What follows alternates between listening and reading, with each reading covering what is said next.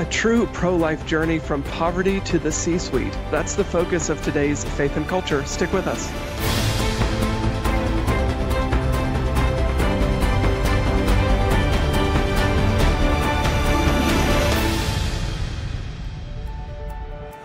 Welcome to Faith and Culture. I'm your host, Tré Goins-Phillips, and we're joined by our guest today, Don Cazedessus.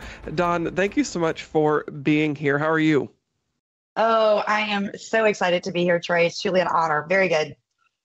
Well, it's good to have you with us, and you have an incredible life journey, as you put it, from the trailer park to the C-suite. So tell us a bit about your background. What was life like growing up for you?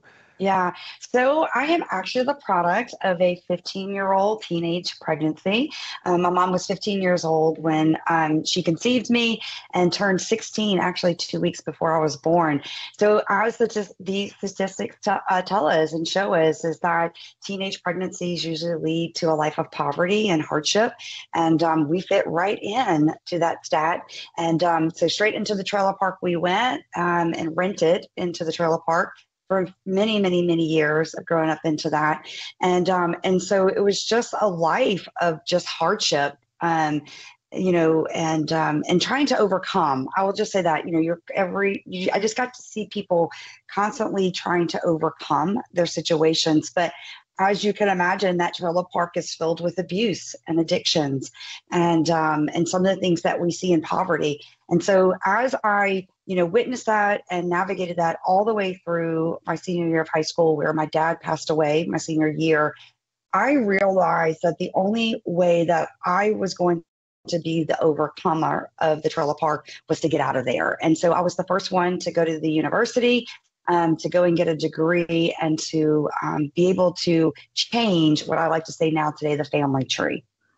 Yeah, I mean, what an incredible story, and one that I know was certainly full, as you just kind of laid out there, was full of trials and difficulty, but really a pro-life success, right? Somebody who, it could have gone one way, and your mother chose not to pursue abortion, and she chose to keep you, but life was still full of incredible hardship. So talk about like your encounter with the Lord. When was your first encounter with the Lord? How did faith kind of help to shape who you ultimately became? Yeah. Tré, I love this question because often people think, and for some people, maybe this is the case, that God just shows up one day. And then that one day, and sometimes it's that emotional response at a big worship service, or one person sat knee to knee with them and they had an encounter with the Lord. But what I have seen to be true, more so in my life, is that He was with me all through my life. And so when I looked back and reflected over my life, I saw where God was showing up over and over again, even in the trials, even in the hardships. And so I couldn't understand it. I couldn't understand what that word peace even looked like because I was living in chaos. But it was actually my senior year of college. And I would have told you I was a Christian. I believed in God and I could have, I was doing good things. But it was my senior year of college where I really went into a college and career Bible study, small group. And in that small group, started hearing scripture differently. And of course, God was working even harder on my heart.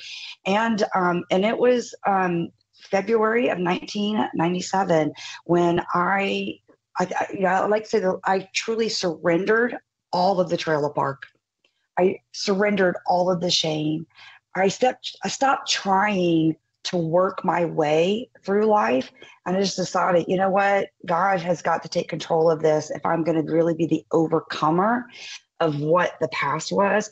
And so it was that moment that I surrendered my life and invited Christ into my heart. And as we know, that is a new life-changing moment. I was a new creation in that moment because from that point till today, what I work on is what we know in Romans is a renewing of the mind. I work daily to renew this mind, to be more Christ-like so that He can use me to fulfill me for that purpose.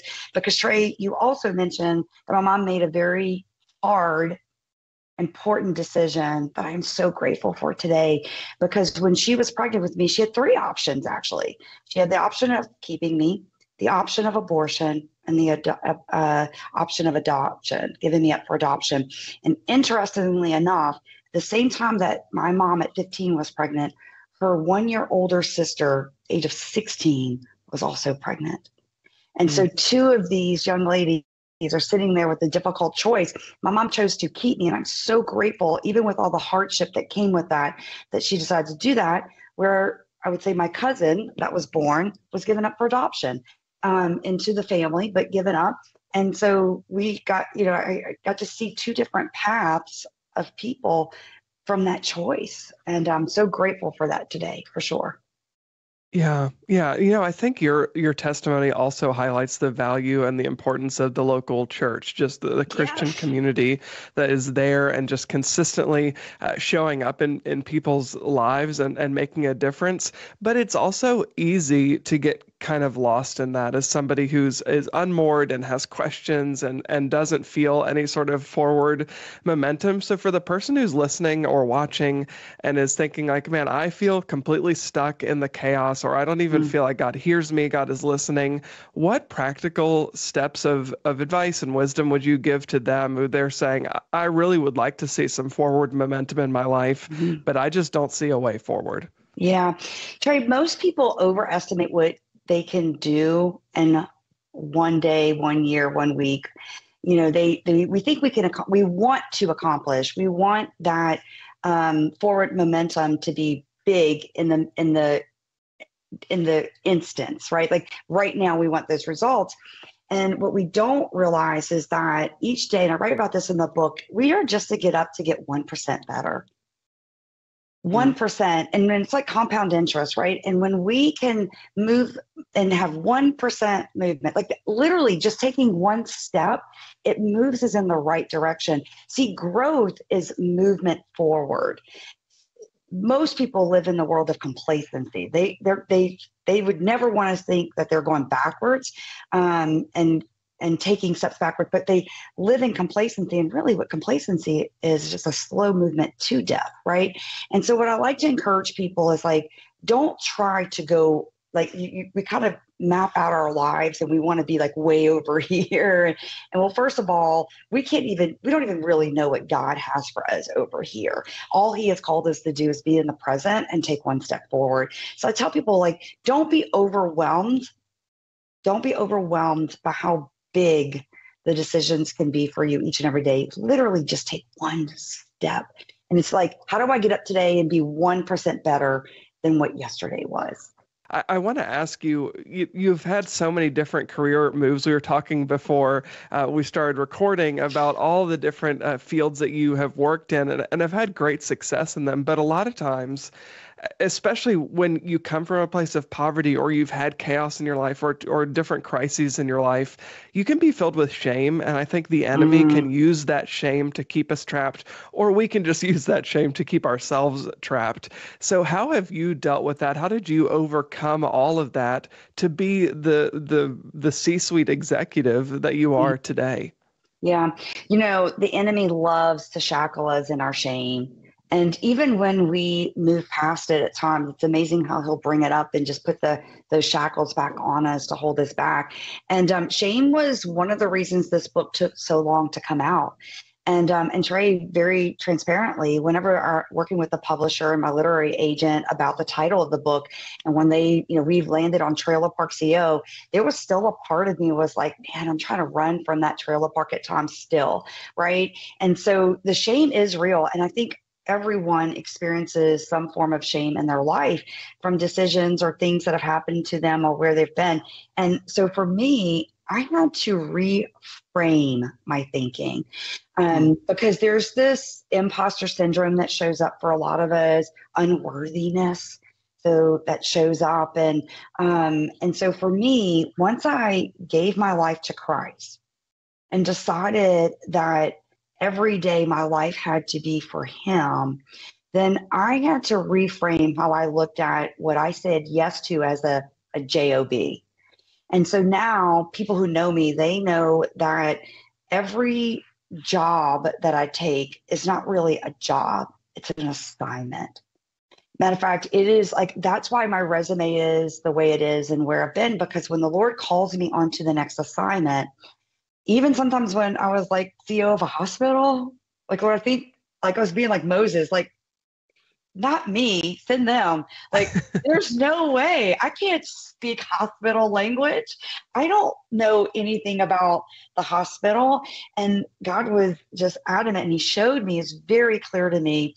And as He often does, when I'm trying to be rebellious on my assignment, He will send someone, share a word, and when needed, knock me over my head to make sure that I stay in my assignment. Because what I know for myself is that when I am on my workplace assignment, in my workplace ministry, I get to wake up every day and live out my purpose and my calling. Mm. And so for me, I had to overcome a lot of shame and vulnerability and be very vulnerable in those moments of becoming comfortable with the uncomfortable things in my life because God had called me. So everything that I do, God has called me to it.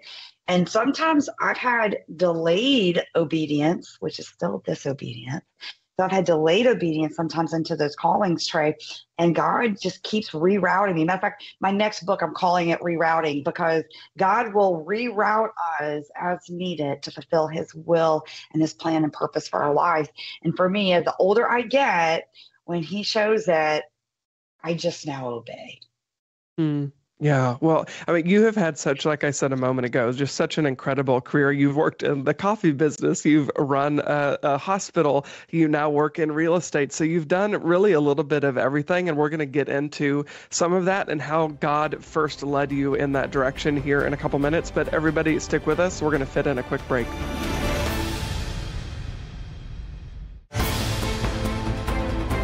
Welcome back to Faith and Culture. We are joined by Don Cazedessus. Don, like we talked about just before the break, there have been so many different assignments that you said that the Lord has called you to, and your primary goal is to be obedient to where the Lord is calling you, not necessarily to chase that next promotion or that next opportunity just for your own fulfillment. But what did it look like when you first stepped into the corporate world? I mean, how did that transition happen that you felt okay, God's preparing me for this?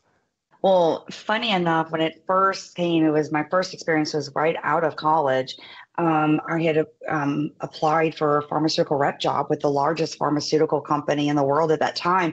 And I remember having to go buy that first navy blue business suit and getting that pleather looking briefcase that I wanted to hop on this plane and go out and interview.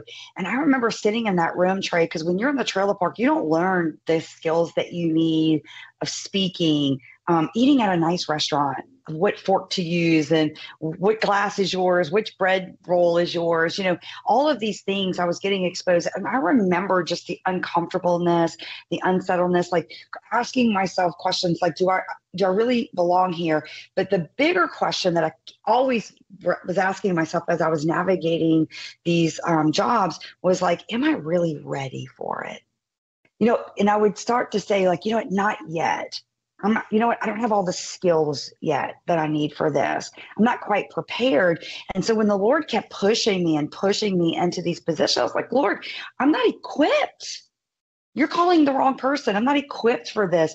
And now, as I've learned in my study, God equips the call. Like He said, I'm testing your faith right now. I just need you to step into this because there's something that I need you to do. And I'll equip you when you get there. So for me, when I went into the corporate world, of course, you have this perception of it, that's a TV perception that you learn. And then when you step into it, you're like, wow, this is a whole nother world. And I truly do not know what I'm doing. And it is amazing how God has equipped me. And each time that I've stepped and been obedient, He equips. He gives me the skills that I need, Trey. Yeah.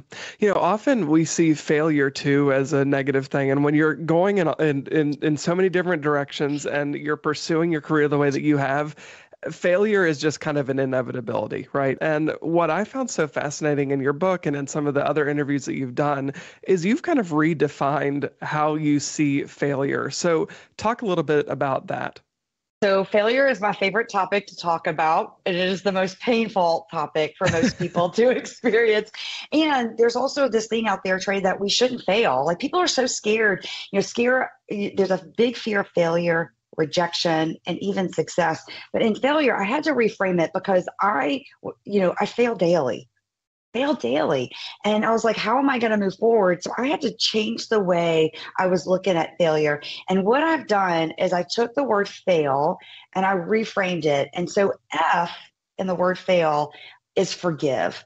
I had to start forgiving myself in those moments because I would make it like this big sin. And when I would just make mistakes and shame, the enemy would use shame to cripple me. So I have to forgive, like literally forgive and then accept it, not blame it, not push away, not ignore it. I had to accept it that it happened. And that allowed for me, once I accepted it, to go to what is the I in the word fail is inspect it. Now that I'm in a good frame of mind, let me inspect what happened. What patterns do I see in this? How did I make that decision? Was I hangry? Was I tired? What was going on in my world that led me to that decision? And that leads us to the L in fail, which is learn. Because in order to fail forward in life, we have to learn from these failing moments so that we don't repeat those behaviors. And so for me, once I started reframing the word fail and learning that all successful people fail.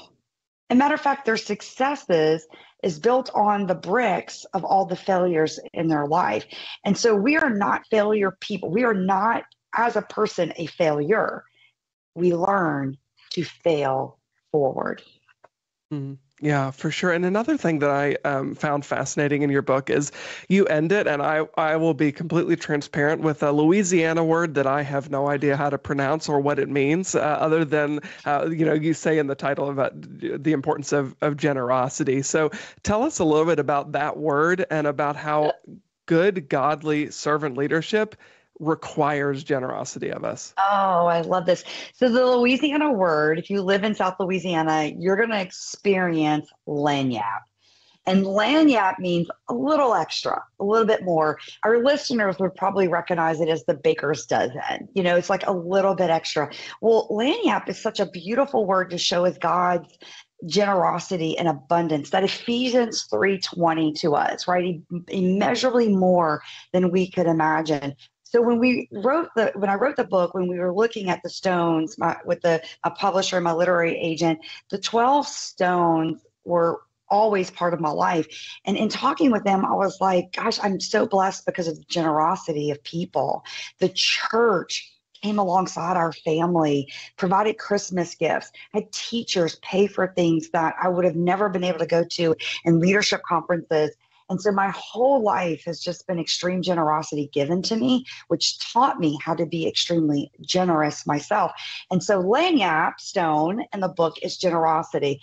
And it is because when we do all of the other 12 stones, that gives us the ability to be extremely generous with the resource and the blessings that we have earned to be able to give. But it also reminds us that the most generous example is Jesus, and how he sacrificed his life for us. That is extreme generosity modeled for us. You've seen that generosity from the Lord to you in your life, and you've been able to pass that generosity on to other people. So we started talking about your early life, right? Growing up in poverty to where you are now. So talk about how those relationships have been impacted, the relationships that you have with your family, with your community growing up. How have you been able to pour back into that community? Yeah. So Rory Vaden with Brand Builders has a saying that you're positioned to serve the person that you once were. And I really thought about that statement, and I was like, the reason I wrote the book is because I wanted other people to see two things. One, good things can come from trailer parks. Good things can come out of poverty.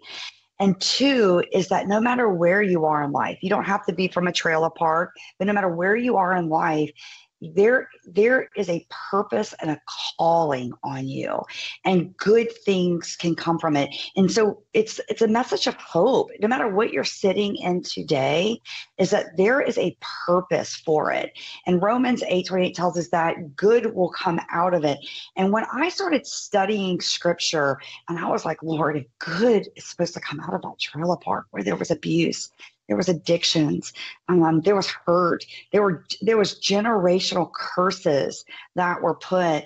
What good can come out of that? And when I started to see and take the scales off of my eyes through God's word, I started seeing all the good, Tré, that can come out of this. And so the book is a message of hope. No matter where you are, God can use it for good. And those relationships that you've had throughout your life are all planted for a purpose. Yeah, absolutely. Well, everybody stick with us. We're going to be right back with one more segment with Dawn.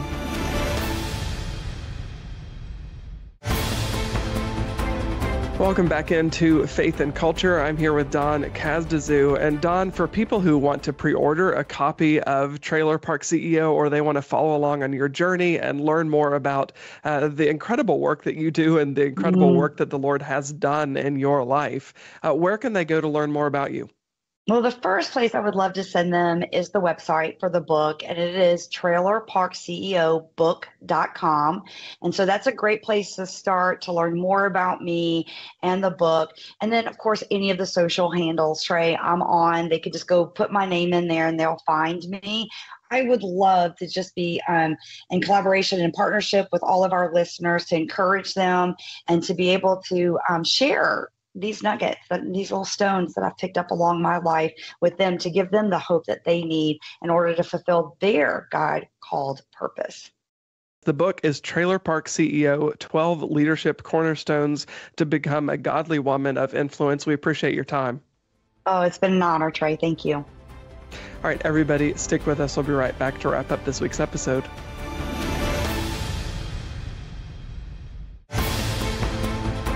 That is all the time we have for this week's episode of Faith and Culture. Thank you so much for being here. Of course, if you want more news from a Christian perspective, head on over to cbnnews.com and also subscribe to this podcast, the Faith and Culture podcast. You can listen wherever you listen to your podcasts. We have new episodes every week. Thank you so much, and God bless you.